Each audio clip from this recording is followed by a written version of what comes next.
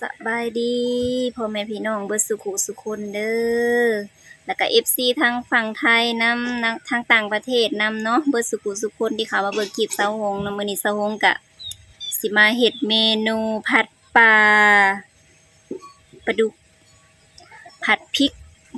ปลาดุกบ่เขาเจ้าเอิ้นสาวหงส์ก็เป็นครั้งแรกเนาะบ่ฮู้ว่าสิเป็นหน้าตาจังได๋สิเป็นตากินบ่หรือว่าบ่เป็นตากินอีหยังก็บ่เป็นหยังเนาะเฮ็ดแล้วก็กินเลยสิแซ่บบ่แซ่บนั่นก็อีกเรื่องหนึ่งเนาะสิเป็นบ่เป็นนะคะ FC อันก็มีดราม่าจักดราม่าไปซังเนาะพี่น้องอันนี้มันก็แบบคือว่าแหละเขาเจ้าแบบบ่มักเฮาหั่นนะเขาเจ้าแบบบ่มักเฮาแล้วก็เว้าให้แต่สะฮงก็บ่ได้เครียดได้หยังดอกเนาะก็ดีคือกันเนาะบางคนก็อาจสิบ่เข้าใจเนาะ FC บางคนก็ที่ว่าสะฮงว่าสบายดีพ่อแม่พี่น้องหรือว่าป้าลุงนั่นก็คือหมายถึงทุกๆคนเนาะที่เขามาเบิ่งคลิปก็คือหมายความแบบนั้นแหละพี่น้องแหละบ่ได้เอิ้นชื่อประเทศบ่ได้เอิ้นนั่นน่ะก็คิดว่าสะฮงบ่ได้สบายดีบ่หรือจังไดเนาะสะฮงน่ะเลื่อนไปเห็นอันข้อความคิดเห็นคอมเมนต์นั่นแหละเนาะอันคอมเมนต์หนึ่งเนาะเพิ่นเว้าแบบคือว่าแล้วเฮาสิไปบอกเขาเจ้าว่าบ่ต้องเว้าจังซั่นบ่ต้องเว้าจังซี่นะเฮามันก็บ่ได้เนาะพี่น้องก็สุดแล้วแต่โลดเนาะอยากเว้าก็เว้าเนาะผู้ใดที่มักก็เขาเจ้าก็ให้กำลังใจตลอดนั่นแหละผู้ใดที่บ่มักก็บ่เป็นหยังแล้วแต่คุณท่านเลยไปตอนนี้ก็สิไปเก็บผักแล้วก็ว่าเรื่องหน้าเซาหง ว่าเรื่องหน้าเซาหงเนาะสิมีคอมเมนต์อีกคอมเมนต์หนึ่งก็คือกันนั่นแหละพี่น้องเว้าน้ำคนบ่มักเฮาเว้าไปก็เมื่อยซื่อๆเนาะเฮาสิไปต่อเถียงสิไปตอบทุกคอมเมนต์ทุกความคิดเห็นทุกการกระทำของแต่ละคนมันก็เป็นไปบ่ได้เนาะปล่อยผ่านนั่นแหละอันนี้ซ้ำที่เท่าที่ปล่อยได้เนาะก็คือว่าเรื่องหน้าเนาะเซาหงแบบว่าเซาหงน่ะมีสิวหัวทรงหัวสร้างมันสิมีอยู่ดอกคอมเมนต์นะแล้วก็เบิ่งง่ายๆเนาะก็คือเขาเจ้าบ่ได้มักเฮาค่ะคนที่มักอีหลีน่ะเรื่องบ่เป็นตาเว้าก็เว้าเนาะพี่น้องเนาะสะฮงก็เงิดคือกันแต่ก็สร้างเถาะแต่ก็ขอบใจเด้อที่มาเม้นไปเก็บผักบัดนี้ก็ได้โอ้โหสิเอาผักอีหยังใส่มันมีผักอัน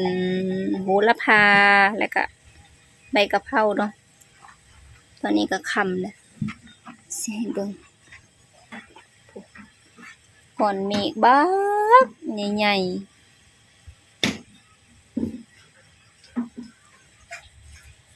ไปดำเอ้ยอันนี้ก็เป็นปลาเนาะซื้อมื้อนี้เมนูปลาดุกซื้อปลาดุกมาแล้วก็บ่จักสิเฮ็ดหยังกินคิดว่าสิผัดกะเพราผัดเผ็ดปลาดุกแต่สิเอาไปให้ลุง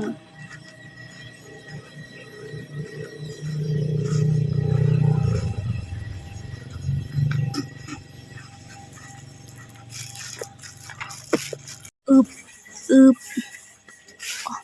เขาสวนเขาเจ้าอีกแล้วในโหระพาได้ต้น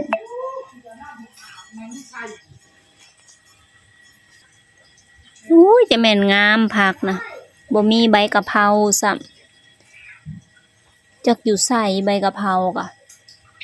สิได้เอาผักอันนี้แล้วไปใส่โหระพานี่ก็แซ่บคือกันนี่งามอีหลี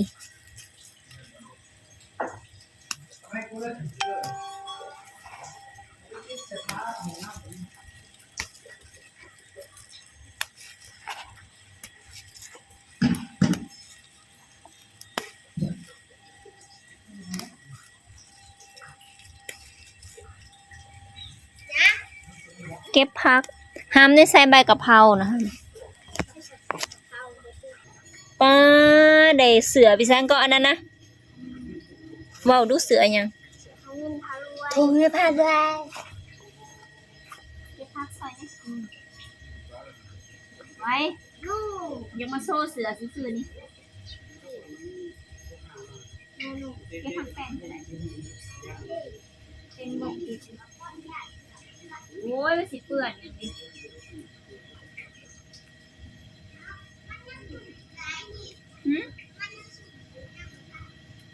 มันเป็นยังคือสุ่ม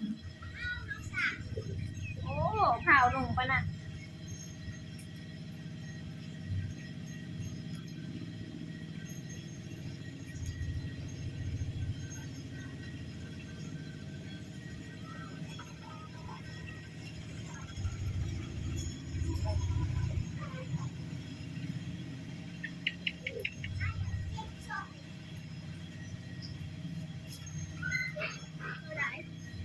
นี่แหละผักแปด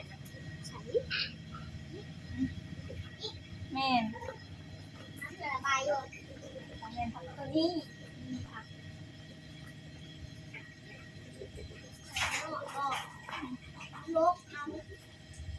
เอาเถอะละอันนี้ก็ได้แม่อยู่ในอันนี้นะบ่อยู่ในกันในกระตานี่บ่ในกระตา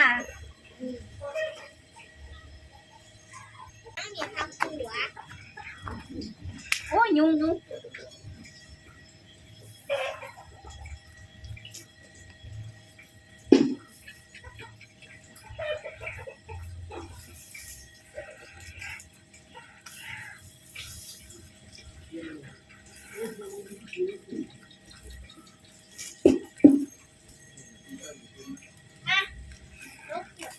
เอาอีกยังบ่พอ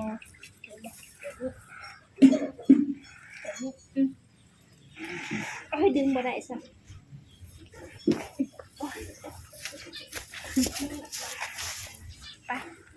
กล่องเพิ่นคือมือแท้ถ่ายแล้ว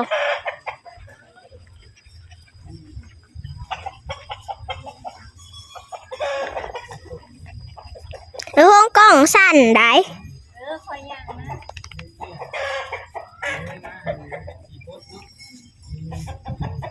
ขายอยู่บ่อนชักไปพันผู้ซื้อชามสิน่ะแล้วหลากหลายบ่เขาก็บ่ฮู้เนาะบัดแรกพอไปถามพระเจ้าเป็ดเอ้าเราหาเงินแล้วว่า20,000เฮ็ดได้โทรมาทางอีเมลเอาอยู่บ่มันแพงได้ถ่ายแล้วมือกล่องใหม่อุ้ยพักเลยค่ะยวมมาจนหมุนเบิดเบิ่งได้ยุงครบอันนี้ก็ยุงครบอันนี้ก็ยุงครบอันนี้ก็ยุงครบนี่โตยังซิดกองดองอันนี้ก็ครบนี่โอ้พี่น้องเอ้ยแสดอย่าเดือนเด้อน้อยมื้ออื่นเด้อแสดให้ฮงซื้อแสดมาให้เด้อกูว่ากันแล้วกับหญ้าแล้วว่าเอามาจะใช้เฮ้ยฮงมาซื้อมาให้เด้มันซื้อให้เอาเด้อล่ะว่ะแสดแก้วมามื้อบ่ได้จะได้แก้วนะจะบ่ผ่าเหือมไว้อันนี้หัว จังหน่อย เสือ จังหน่อยจะไปเบิ่งกกมักทุเรียนนะ อยู่ใส่โกงทุเรียน เด้น่ะโตเฮา มันเป็นติมันเป็นแหละโกงทุเรียน ถ้ายังเห็นอยู่ เห็นติแม่นก็กวนแล้ว ลุยเด้ แล้วเข้ากันว้าวมันปลาดุก2 ตัว อ้วนอ้วนเนี่ยมาเนี่ยมาไอ้อ้วน พอก่อน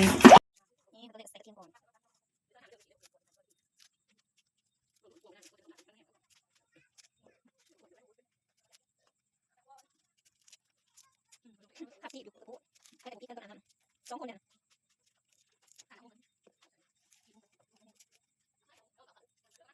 ตัวใหญ่ปลาได้ไม่จ่อยนะนี่กูอันนี้คือกำลังเคี่ยงเครื่องนะเครื่องเคี่ยงจะไปกว่าอันนี้ไปใส่เลือดน้ำสิกว่าน้ำก่อนจะไปตำ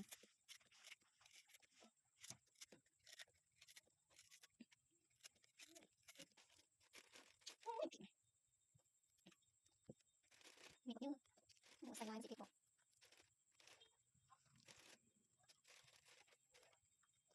อันนี้คือปลาที่สีผัดเนาะกว่าแล้วใส่เกลือหั่นใส่เกลือแล้วหน่อยเอาเหมือนใยข้าวหน่อย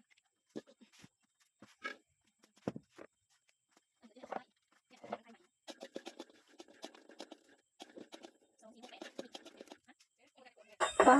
กระปุกอันนี้ปนป้านี่สุกหน่อไม้หนึ่งข้าวหน่อไม้อันนี้ก็หน่อไม้อันนี้ค่ะนี่แต่หน่อไม้อาหารแรงมันนี่แต่ไผกับบุกิน จะเห็ดไว้ให้ไผเนาะไผกับบ่อยากพี่น้องเขาก็เดี๋ยวซุมื้อนี้นะเรื่องกินเป็นเรื่องใหญ่เนาะเพื่อสิคืดหาแนวกินได้ก็บ่แม่นง่าย เด็กเป็นลูกไอ้เบิดกล้าเฮ็ดให้แม่ย่ากินเนาะ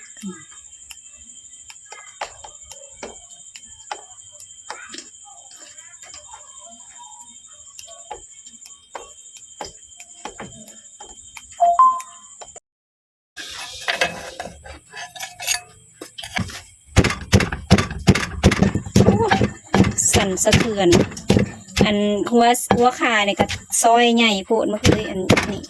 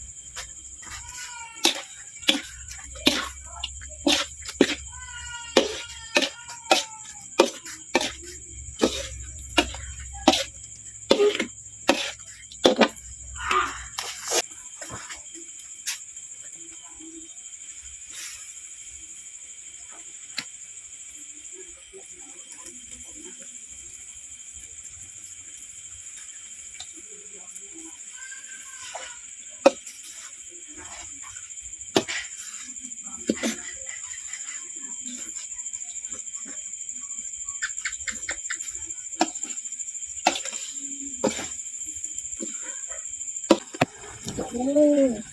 สูตรต้นตำรับก็คือ YouTube เนาะ ไปเบิ่งมาบางเว้นนี่เฮ็ดก็ประมาณนี้แหละโอ้โหยังบ่ทันได้ซิมสำหรับรสชาติเป็นจังไดสำหรับคลิปนี้ก็